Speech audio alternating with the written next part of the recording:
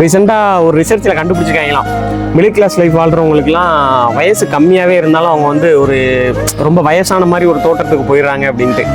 ஏன்னா அவங்களுக்கு வந்து ஸ்ட்ரெஸ் அதிகமாக பல பிரச்சனைகளையும் நினச்சி உடம்புல ஸ்ட்ரெஸ் அதிகமாகி ஸ்ட்ரெஸ் ஹார்மோன் அதிகமாக சுரந்து சின்ன வயசுலேயே வயசான தோற்றத்துக்கு போன மாதிரி ஒரு ஃபீலிங்க்கு போயிடுறாங்களாம்.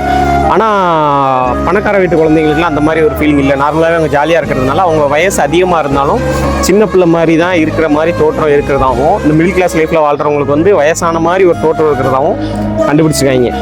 ஸோ எதுக்காகனா நம்ம மிடில் கிளாஸ் லைஃப்னு தெரிஞ்சு போச்சு, என்னத்தை தான் முக்குனாலும் அழுதாலும் இதுதான் விதி எழுதியாச்சு.